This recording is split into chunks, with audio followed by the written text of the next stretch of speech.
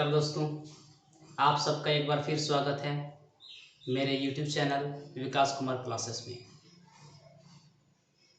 तो my friends, आज हम लोग बात करेंगे class 10 chemistry chapter chemical reactions and equations. इसी का एक टॉपिक है effects of oxidation reactions in daily life, यानी कि ऑक्सीडेशन रिएक्शन क्या होता है, इसके अलावा रिडक्शन रिएक्शन क्या होता है। ऑक्सीडेशन और रिडक्शन दोनों हमेशा एक साथ होते हैं, ये हम बात जानते हैं।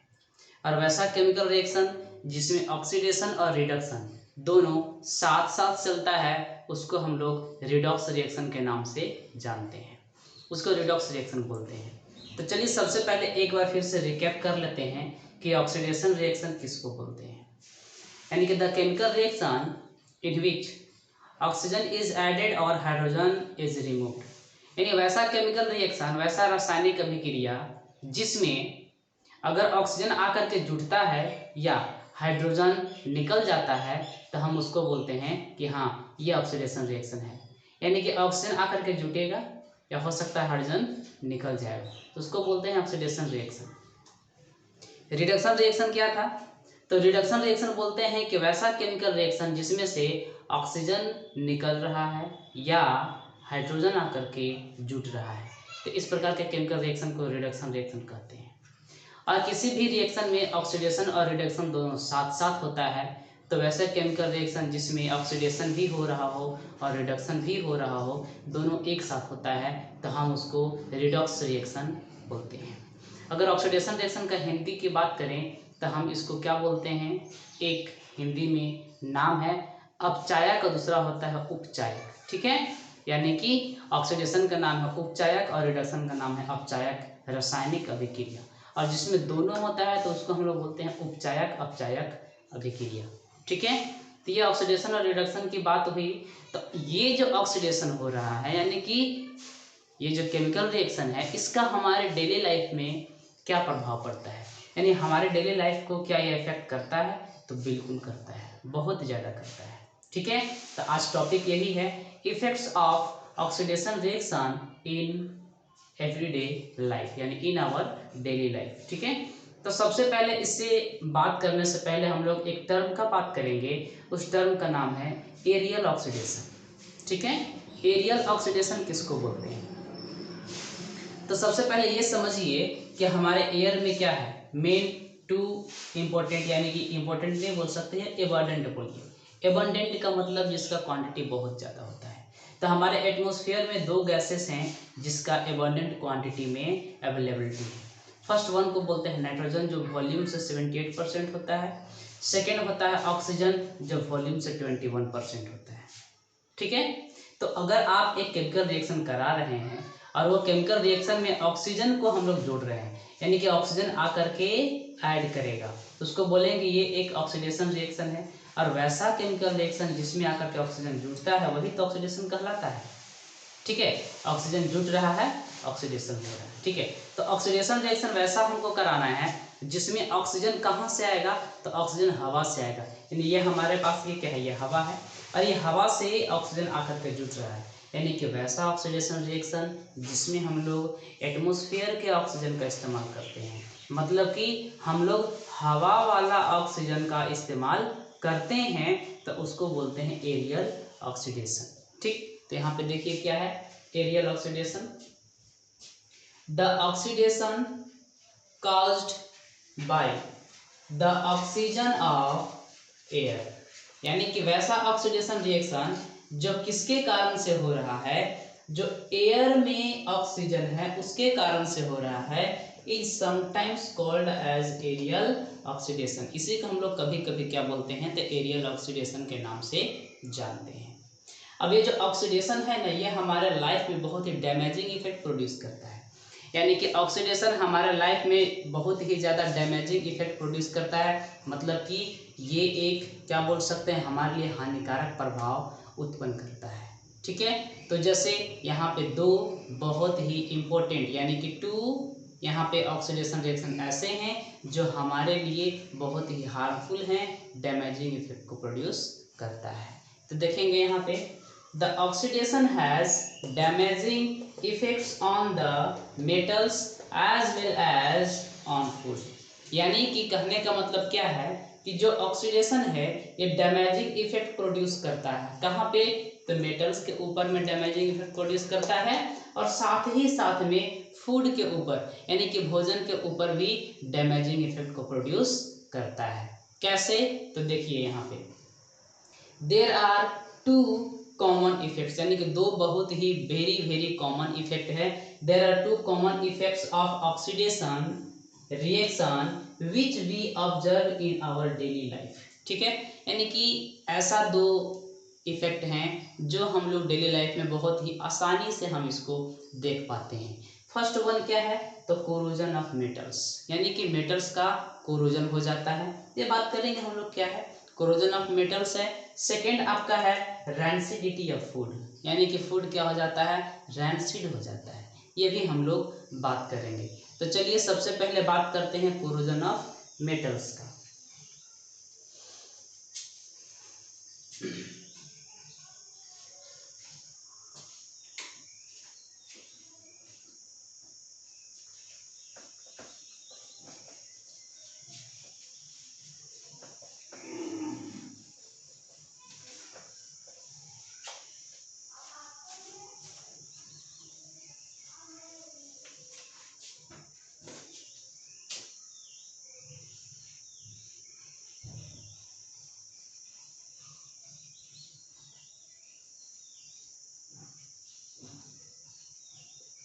ये देखिए टॉपिक हो गया हमारा अब कोरोजन ऑफ मेटल्स।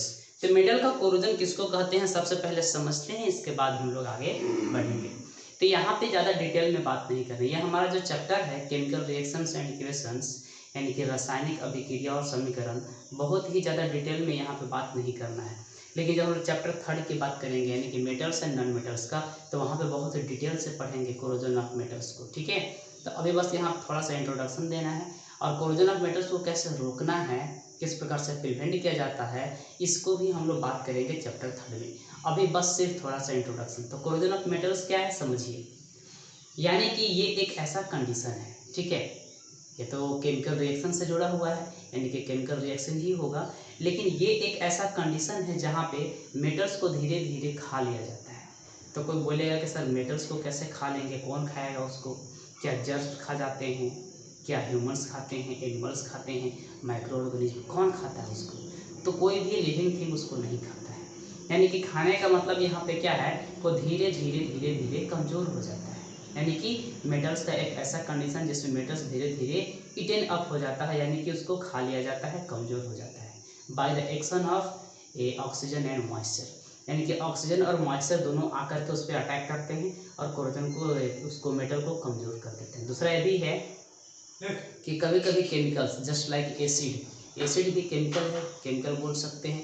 यानी कि केमिकल के प्रभाव में आने से जो मेटल्स होते हैं वो भी क्या हो जाते हैं, कमज़ोर हो जाते हैं, उनको धीरे धीरे खा लिया जाता है। यानी कि with the effect of oxygen, oxygen हो गया in the presence of moisture, इसके अलावा सम केमिकल्स लाइक एसिड, ये सब के सब धीरे धीरे धीरे मेटल्स को खा जाते हैं। इसी कंडीशन का नाम दिया गया है कोरोजन। तो आप लोग जानते होंगे आयरन, आयरन जो मेटल है, यानी कि आयरन का कोई भी ऑब्जेक्ट अगर खुले में छोड़ दिया जाए, एयर में ऐसे ही एक्सपोज कर दिया जाए, तो एयर में क्या होता है, तो ऑक्सीजन होता है। हम सब जानते हैं कि एयर में ऑक्सीजन है। इसके अलावा एयर में एक चीज़ और होता है मॉइस्चर, ठीक है, जिसको हम ह्यूमिडिटी के नाम से जानते हैं। तो एयर में मॉइस्चर है, मॉइस्चर क्या है, तो वाटर वेपर है, मतलब वाटर मिल गया उसको। इसके अलावा उसमें ऑक्सीजन भी है। ये दोनों अटैक करते हैं आयरन के ऑब्जेक्ट पे, स्टील के ऑब्जेक्ट पे, और धीरे धीरे धीरे धीरे उसके ऊपर में एक बहुत ही रेड ब्राउन कलर का, यानी कि रेड ब्राउन कलर का एक सब्सटेंस, एक स्मॉल एक थिन लेयर जमा हो जाता है, जो फ्लेकी होता है, बहुत भुरभुरा होता है, ठीक है, उसको हम रस्ट बोलते हैं। रस्ट का मतलब जंग, हिंदी में बोलते हैं कि लोहा में जंग लग गया, ठीक है, यानी कि आयरन का ऑब्जेक्ट था, खुले में छोड़ दिए, वहाँ पे क्या लग गया, जंग लग गया। क्यों जंग लग गया? क्योंकि जो हमारा एटमॉस्फेयर है वहाँ पे ऑक्सीजन भी है और उसके साथ साथ में मॉइस्चर भी है। ये दोनों को कांटेक्ट में जब जब आएगा आयरन का कोई भी ऑब्जेक्ट, तब तक उसमें जंग लग जाता है, रस्ट लग जाता है। तो इसी को बोला जाता है कोरोजन ऑफ मेटल्स। तो ये क्या हो गया, तो कोरोजन ऑफ मेटल्स हो गया। तो चलिए डेफिनेशन हम लोग लिखते हैं।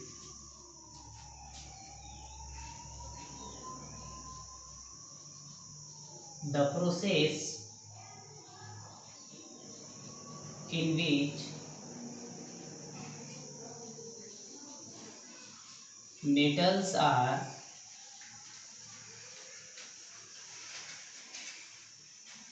eaten up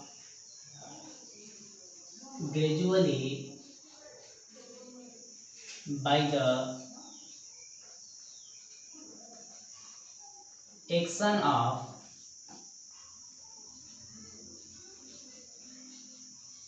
oxygen and moisture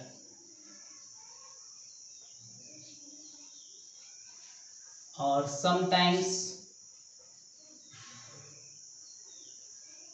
by chemicals like acids is called corrosion of metals। ये corrosion of metals का डिफिनीशन है।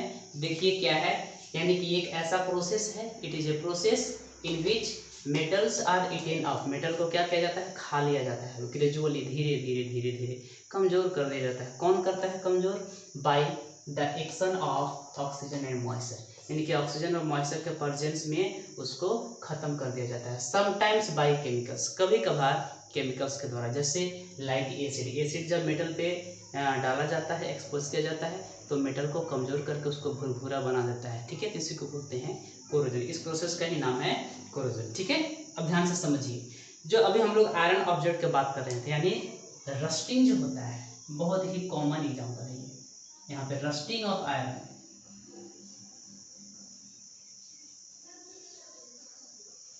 Rusting of iron is a common example of corrosion। यही है, यानी कि जो आयरन में जो जंग लगता है, ये एक एग्जाम्पल है किसका, बहुत ही कॉमन एग्जाम्पल है कोरोजन का। तो ध्यान से समझिएगा कि when an iron object or a steel object is left free in air, a thin layer of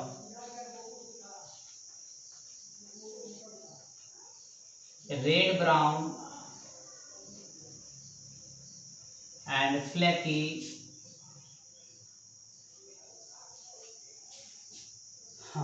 substance is deposited on the surface of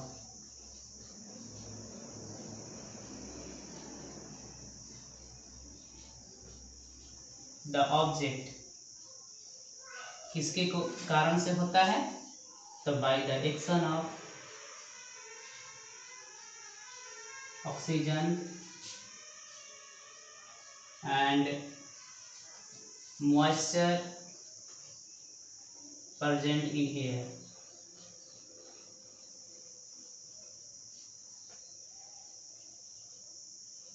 is called rust.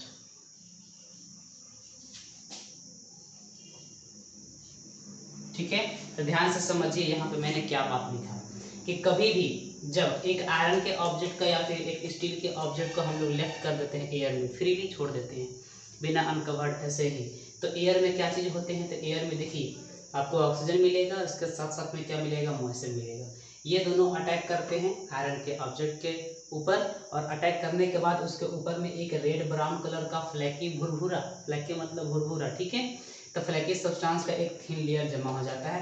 इसी लेयर को हम लोग क्या बोलते हैं, इसी लेयर को हम लोग बोलते हैं रस्ट। ठीक है, तो रस्ट हो गया। इसका केमिकल यहाँ पे आप इक्वेशन देखिए क्या है, Fe, ये क्या है, आयरन है, ये आयरन हो गया, सॉलिड होता है। इसमें कौन अटैक करेगा, तो O2, यानी कि ऑक्सीजन गैस होगा, इसके अलावा और क्या होता है, तो H2O। H2O भी क्या वेपर के फॉर्म में होता है, गैस। ये क्या है, वाटर वेपर है, वाटर वेपर। ठीक है। अब क्या बनाएगा, तो ये जब रिएक्शन करता है तो ये बनाता है Fe3O4 इंटू X2। अब इसका नाम क्या है, तो इसको बोलते हैं, ध्यान से देखिएगा, इसका जो फार्मूला है ना, तो फार्मूला में H2O जुड़ा हुआ है। ठीक है। जब फार्मूला में H2O जुड़ा हुआ तो उसको हम लोग हाइड्रेटेड बोलते हैं। इसको हाइड्रेटेड, ये हम लोग बात किए थे एक जगह पे और आया था, जहाँ पे आयरन सल्फेट का बात किए थे, यानी कि FeSO4 का बात किए थे। तो FeSO4 क्या एक सॉल्ट है जो ग्रीन कलर का होता है। उसमें ग्रीन कलर क्यों होता है, आयरन सल्फेट यानी कि FeSO4 का कलर ग्रीन क्यों है, due to the presence of crystalline water. Crystalline water कहने का मतलब इसके मॉलिक्यूल्स में वाटर का मॉलिक्यूल्स भी अटैच होता है, उसी को बोलते हैं क्रिस्टलाइन वाटर, यानी कि जो क्रिस्टल में वाटर होता है उसी को क्रिस्टलाइन वाटर कहते हैं। तो यहाँ भी है Fe3O4, ये क्या है, आयरन थर्ड ऑक्साइड है। ठीक, Fe3O4, हाँ, इसमें सेकेंड वाला भी है और थर्ड वाला दोनों है। ठीक है, तो आप इसको आयरन सेकेंड और थर्ड बोलते हैं, डिटेल में हम लोग बात करेंगे बाद में, अभी नहीं। यहाँ पे Fe3O4 है। ठीक है, या आप यहाँ पे Fe2O3 भी लिख सकते हैं, कोई दिक्कत नहीं है। यहाँ पे आयरन थर्ड भी बनता है और आयरन सेकेंड एंड थर्ड भी बनता है। तो H2O यहाँ पे है, मेन मुद्दा यहाँ पे है कि वाटर यहाँ पे है, इसके मॉलिक्यूल्स में वाटर, इसको बोलते हैं क्रिस्टलाइन वाटर। इसका नाम हो जाता है हाइड्रेटेड। हाइड्रेटेड कहने का मतलब इसके मॉलिक्यूल्स में वाटर प्रेजेंट है, तो इसको हाइड्रेटेड बोला जाता है। इसका नाम क्या हो जाएगा, इसका नाम आप बोल सकते हैं हाइड्रेटेड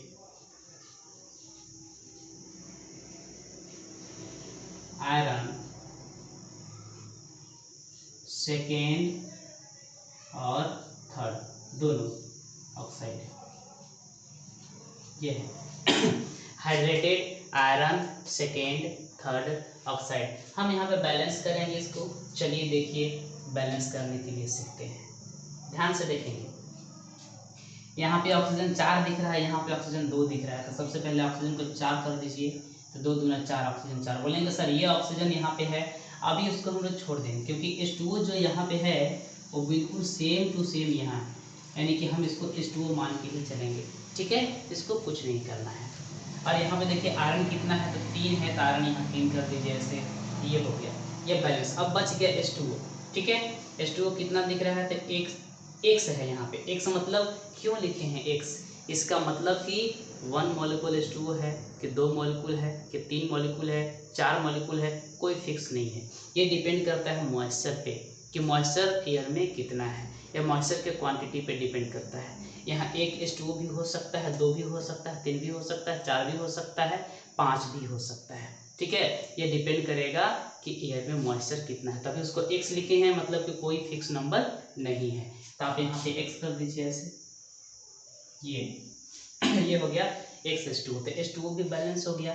ठीक, तो अब यहाँ पे ये जो है ना hydrated iron second third oxide, इसी को बोला जाता है रस्ट, यही हमारा है रस्ट। तो चलिए आप इसको नोट डाउन कर सकते हैं। आगे बढ़ते हैं, इसके बाद कुछ पॉइंट्स हैं इसमें जो हम लोग नोट करेंगे।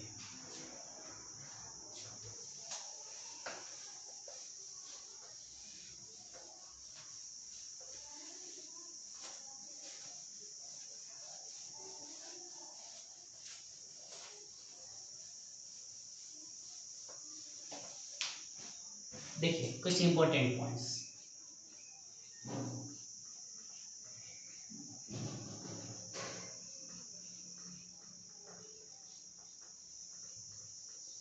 इंपॉर्टेंट पॉइंट्स में फर्स्ट जो यहाँ पे एक्स था ना, यानी कि in the formula of rust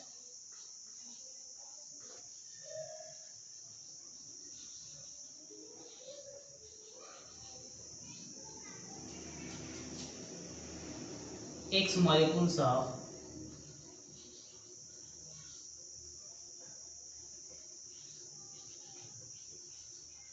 water are present।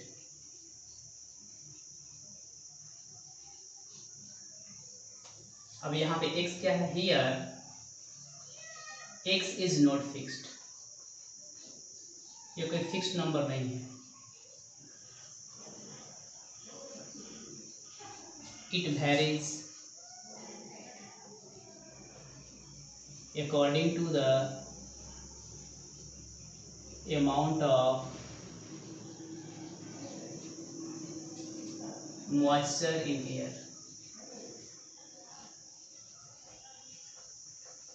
यानी एयर के मॉइस्चर पे ये डिपेंड करता है। दूसरा बात हम लोग इम्पोर्टेंट पॉइंट में क्या बात करेंगे, तो ध्यान से समझिए इम्पोर्टेंट पॉइंट दूसरा क्या है कि जैसे ये ही सपोज कीजिए ये एक आयरन का ऑब्जेक्ट है, ठीक है।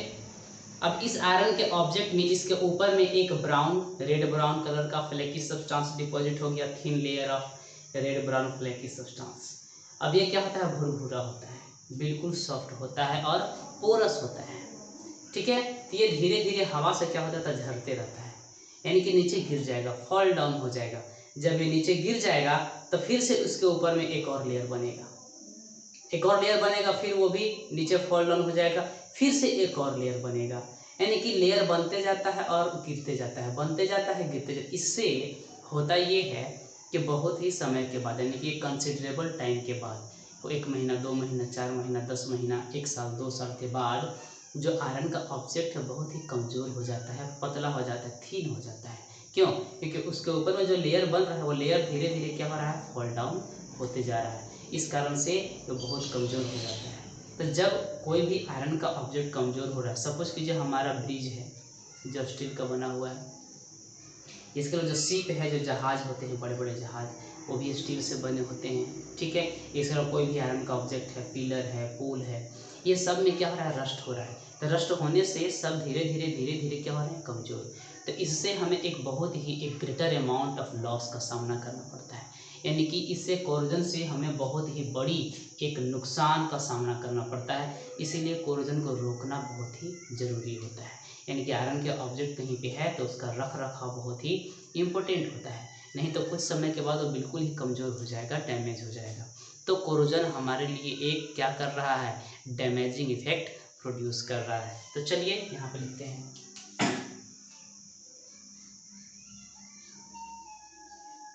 The layer of rust formed on the surface of iron objects falls down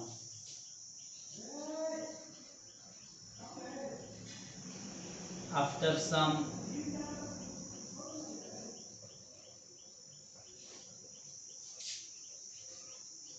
considerable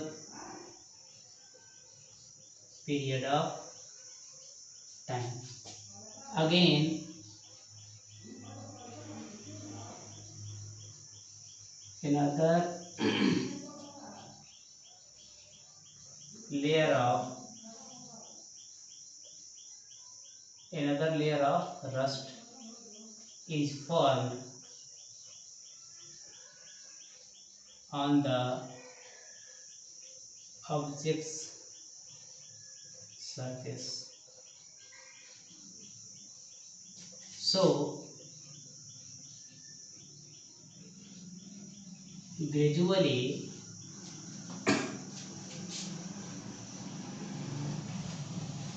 the iron or steel objects become thin and weak. चलिए थर्ड पॉइंट बात करेंगे, यानी कि थर्ड पॉइंट में मैंने क्या बोला था, थर्ड पॉइंट में बोला था कि ये बहुत ही हर साल यानी कि हमें एक ह्यूज लॉस का सामना करना पड़ता है due to corrosion. The corrosion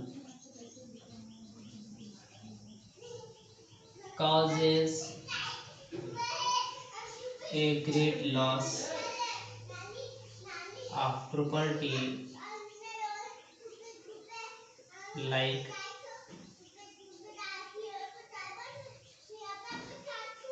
bridges, walls, towers, ships, gates, etc. Due to, और तो हो गया, कॉरिजन तो लिखे दिए हैं। So we face a great damage every day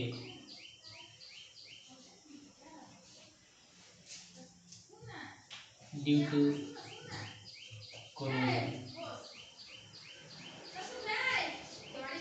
It becomes necessary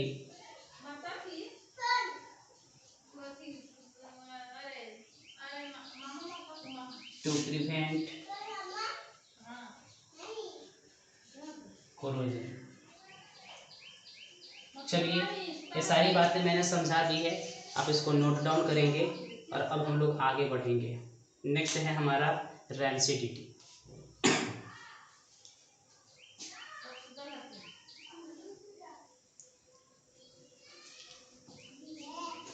देखिए रेंसिडिटी,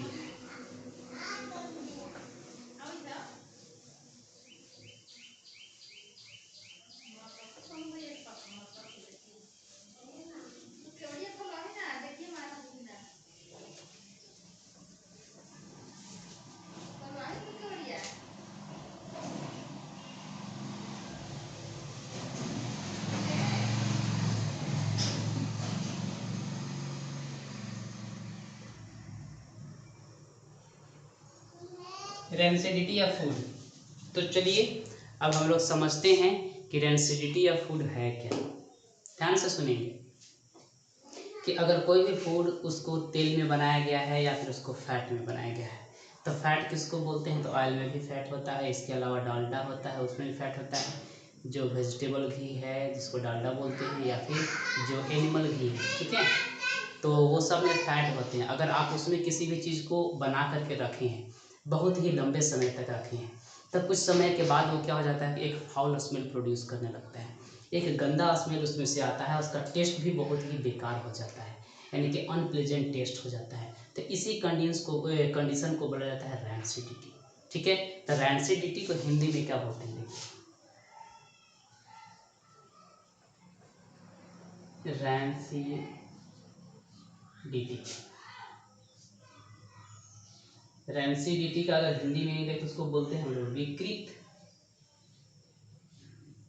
गंधिता, ये बोलते हैं विकृत गंधिता। हिंदी यहाँ पे लिख दो, विकृत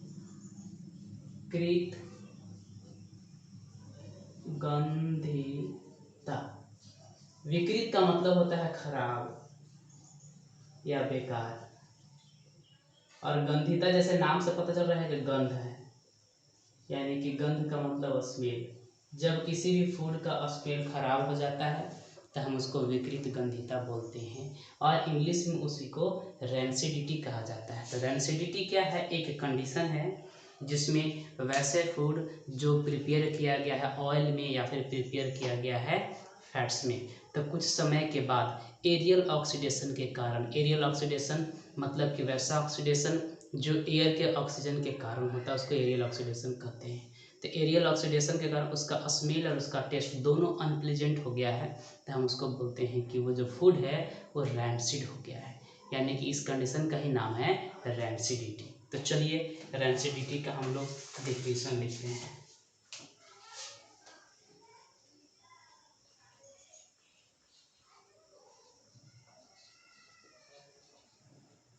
Definition: the condition in which foods prepared in oil and fats have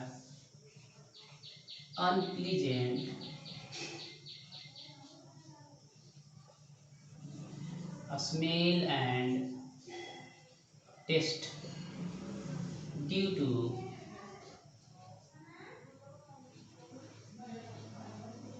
aerial oxidation is called as rancidity। ठीक है, तो ये एक कंडीशन है जिसमें ऑयल और फैट्स में बनाया गया फूड क्या हो जाता है, अनप्लेजेंट स्मेल और टेस्ट देने लगता है, तो हम उसको क्या बोलते हैं, उसको रेंसिडिटी के नाम से जानते हैं। और जो फूड है that gives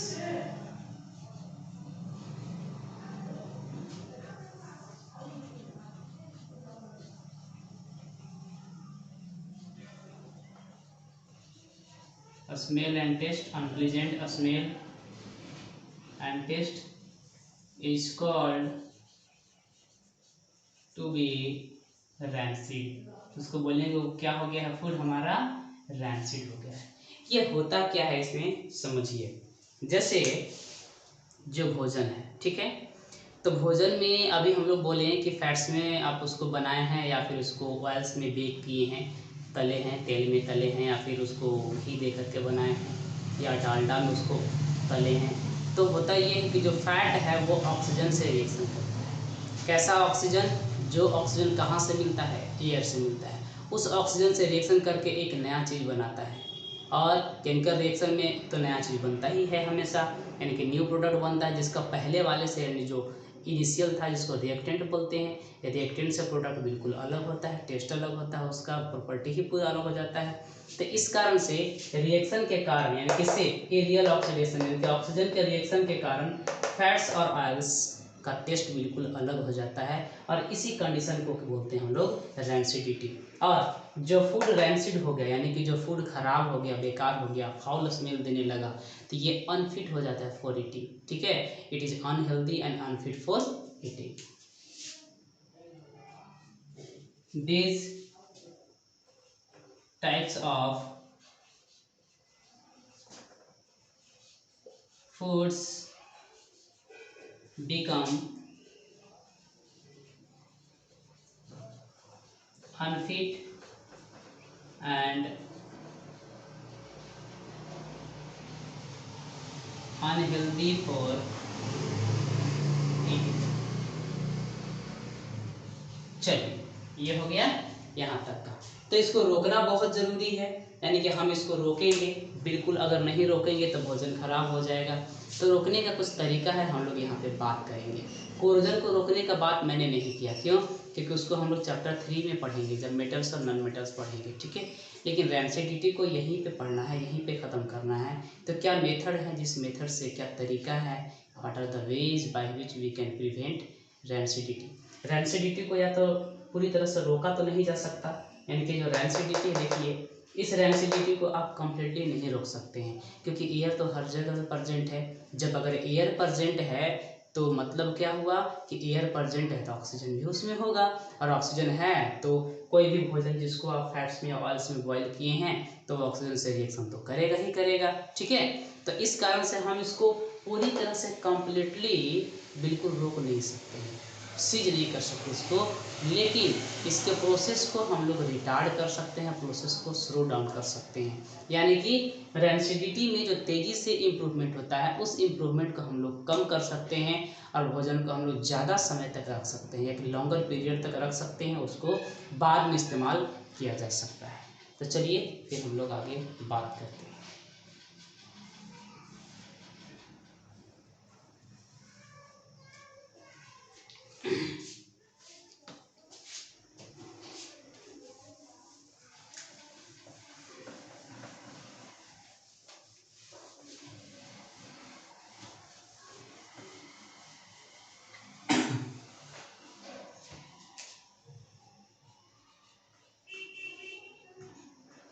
Methods or ways by which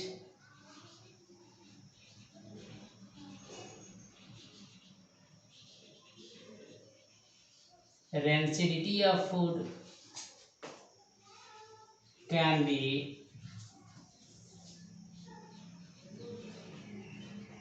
prevented और रिटार्डेड।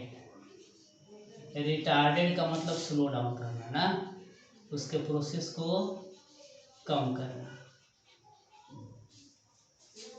Are as follow. तो सबसे पहला है by using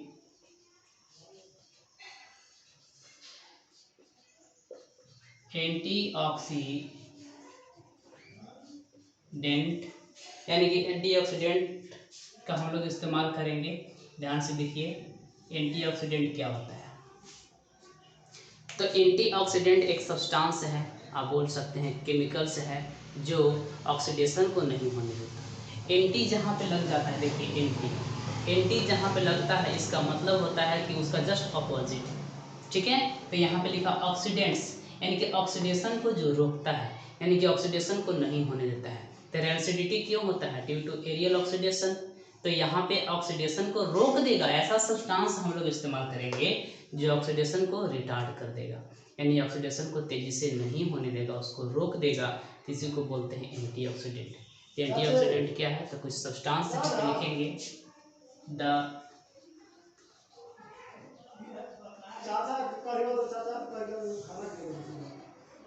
chemical substances which prevent the chemical substances which prevent oxidation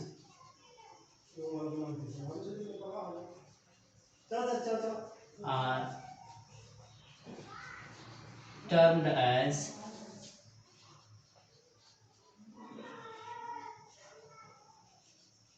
antioxidants. इसी को हम लोग एंटीऑक्सीडेंट्स कहते हैं। एक्चुअली अगर देखा जाए ना कि एंटीऑक्सीडेंट्स हैं क्या, तो एंटीऑक्सीडेंट्स जो होते हैं ना वो रिड्यूसिंग एजेंट होते हैं, मतलब कि जो रिडक्शन का काम करते हैं। जो रिडक्शन का काम करेगा तो ऑक्सीडेशन को रोकेगा, सीधी सी बात है। यानी कि ऑक्सीडेशन का जस्ट अपोजिट क्या होता है? रिडक्शन। तो एक्चुअली यहाँ पे अगर बात किया जाए, देखा जाए एक्चुअली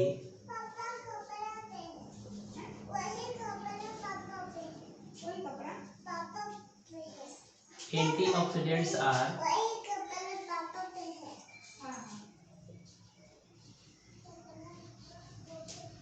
रिड्यूसिंग एजेंट्स, यानी कि जो एंटीऑक्सीडेंट्स होते हैं वो क्या होता है? Reducing agent. तो फूड को भी हम लोग प्रिवेंट करने के लिए इसका इस्तेमाल करते हैं। The two common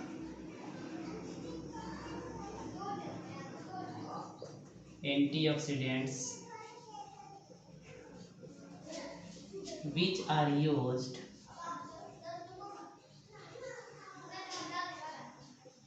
to prevent food from rancidity are। तो पहला आपका है जिसको हम लोग BHA बोलते हैं। BHA हो गया केमिकल्स का नाम है, और दूसरा है BHT, ठीक है। एक है BHA, दूसरा है BHT। ये दोनों क्या है? तो ये दोनों एंटीऑक्सीडेंट केमिकल्स हैं। इसका पूरा नाम आप लिख सकते हैं ब्यूटिलेटेड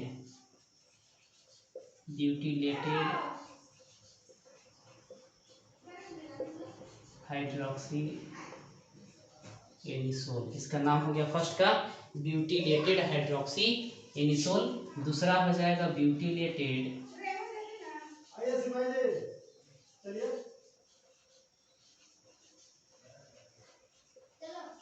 हाइड्रोक्सी टॉलुइन, ठीक है। तो ब्यूटिलेटेड हाइड्रोक्सी टॉलुइन एक हो गया आपका, BHT का फुल फॉर्म हो गया, और BHA का हो गया ब्यूटिलेटेड हाइड्रोक्सी एनिसोल। ये दो केमिकल या एंटीऑक्सीडेंट्स हैं जिसका इस्तेमाल फूड को प्रिवेंट करने में किया जाता है ताकि फूड का रेंसिडिटी ना हो, ठीक है। चलिए तो आगे बढ़ते हैं हम लोग। दूसरा तरीका क्या है? दूसरा मेथड क्या है जिससे हम लोग रेंसिडिटी ऑफ फूड को प्रिवेंट कर सकते हैं? दूसरा मेथड यहाँ पे है कि आप देखे होंगे लेस, बिंगो, मैडेंगल्स, या कुरकुरे हैं, टेढ़े मेढ़े हैं, यानी कोई भी जो पैकेज्ड जो आते हैं, ड्राई फ्रूट्स हो गया, जिसमें मैंने मतलब कि प्लास्टिक में पैक किया हो जितना भी सामान है, आप देखिएगा कि जब आप उसको खोलते हैं, उसको जब कट करते हैं तो एक करके गैस निकलता है, ठीक है, यानी कि एक गैस विस्फोटन के साउंड के साथ विस्फर करते हुए बाहर निकलता है। वो गैस कौन सा गैस होता है?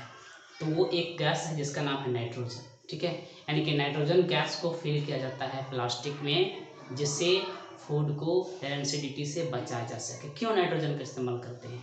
क्योंकि नाइट्रोजन एक नॉन रिएक्टिव गैस है, यानी कि वो जल्दी, तो जो नाइट्रोजन वो जल्दी रिएक्शन में टेक पार्ट नहीं करता। और रेंसिडिटी किससे होता है? तो रेंसिडिटी होता है जब फूड में फैट और ऑयल से हैं, ये ऑक्सीजन के साथ रिएक्शन करता है तब रेंसिडिटी होता है। लेकिन हम उस पैकेट में पूरे का पूरा क्या भर दिए? नाइट्रोजन गैस भर दिए, यानी कि ऑक्सीजन उसमें नहीं है, ये वहाँ पे ऑक्सीजन का अब्सेंस हो गया। जब ऑक्सीजन नहीं रहेगा तो रेंसिडिटी भी नहीं होगा। और वैसे गैस को भरना है जो रिएक्शन भी ना करे, तो नाइट्रोजन बहुत ही बेस्ट है। तो नाइट्रोजन को भरा जाता है, यानी कि रेडीमेड जो खाने के सामान होते हैं उसमें नाइट्रोजन गैस को फिल किया जाता है। तो लिखिएगा यहाँ पे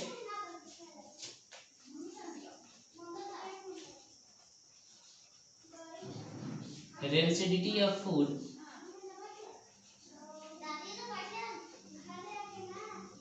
can be prevented by packing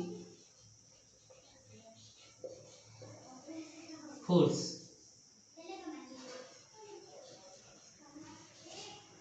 which is prepared in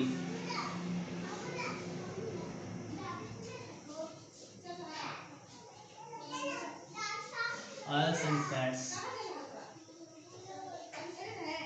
can be prepare. यहाँ पे देखिएगा एसिडिटी फूड कैसे प्रिवेंट कर सकते हैं, तब पैक करके फूड को पैक करेंगे, वैसा फूड जिसको ऑयल और फैट्स में बनाया गया है विथ नाइट्रोजन गैस, यानी कि नाइट्रोजन गैस के साथ हम लोग उसको पैक करेंगे। नाइट्रोजन इज अनरिएक्टिव,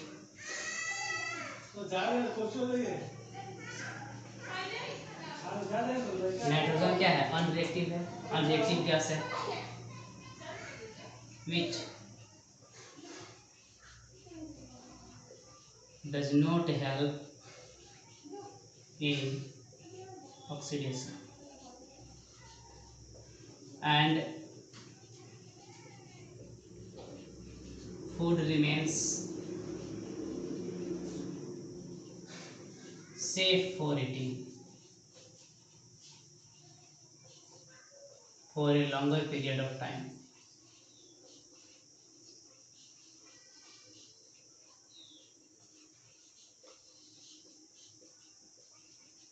चलिए, ये उसका सेकेंड वेज है, सेकेंड मेथड है जिससे हम उसको रेंसिडिटी को रोक सकते हैं। चलिए तो आगे और बात करते हैं थर्ड तरीका क्या है।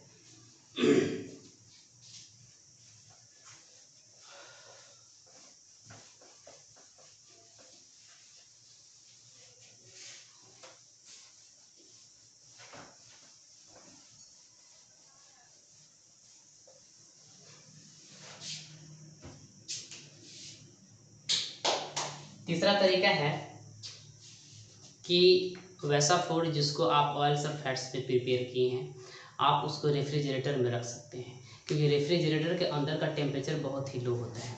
तो टेम्परेचर अगर बहुत ही लो है तो लो टेम्परेचर पे ऑक्सीडेशन नहीं होता है, यानी ऑक्सीडेशन को होने के लिए टेम्परेचर भी थोड़ा हाई चाहिए, इसके अलावा लाइट का भी अवेलेबिलिटी होना चाहिए।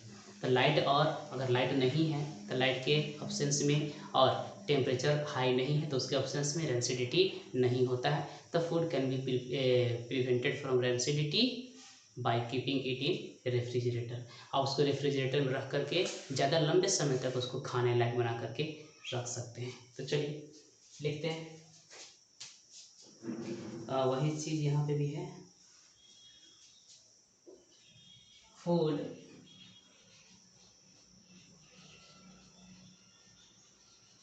prepared in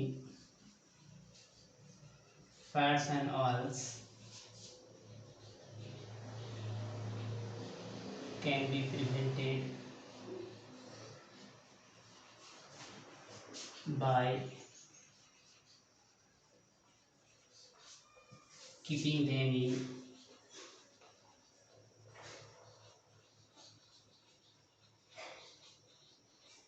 refrigerator. Inside a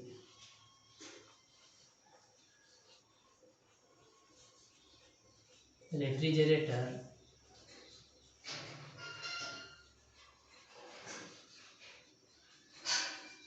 temperature is very low, which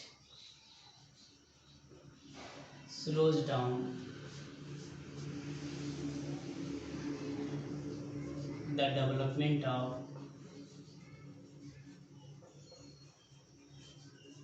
rancidity.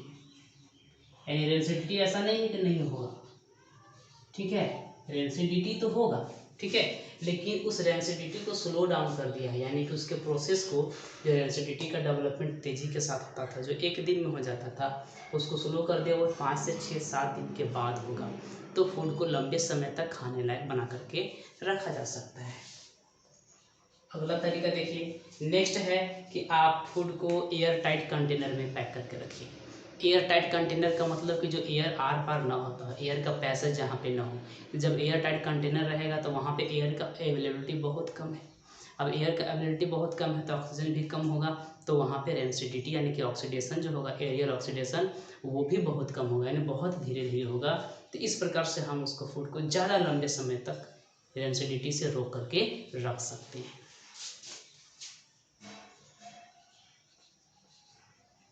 Foods can be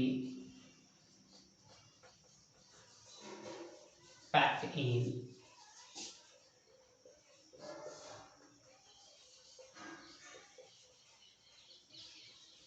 airtight containers for preventing them from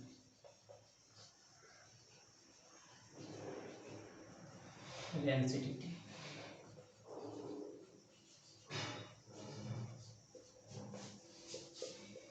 In absence of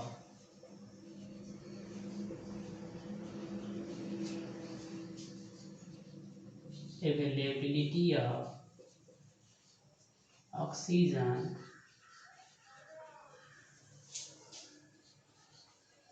the development of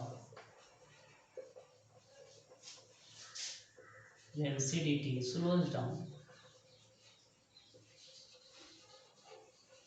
and food remains safe for eating for a longer period of time.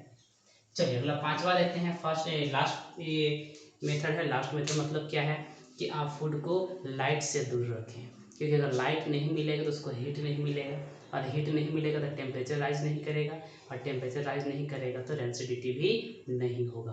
तो आप क्या कर सकते हैं, उसको रोक करके रख सकते हैं, ठीक है। तो चलिए ये बात हम लोग करते हैं, रेंसिडिटी को प्रिवेंट कर सकते हैं ताकि आप उसको लाइट से दूर रखें।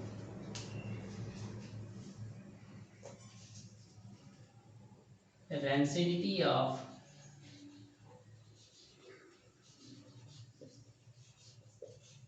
foods can be slowed down by keeping the food away from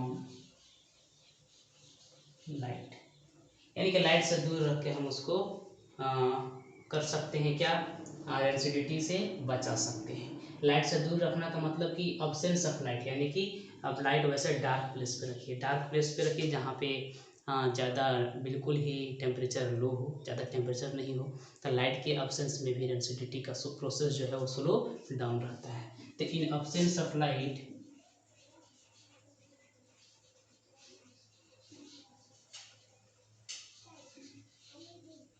the rate of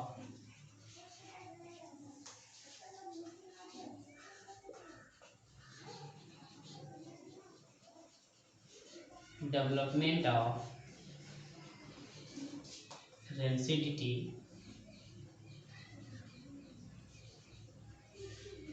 of food becomes slow and the food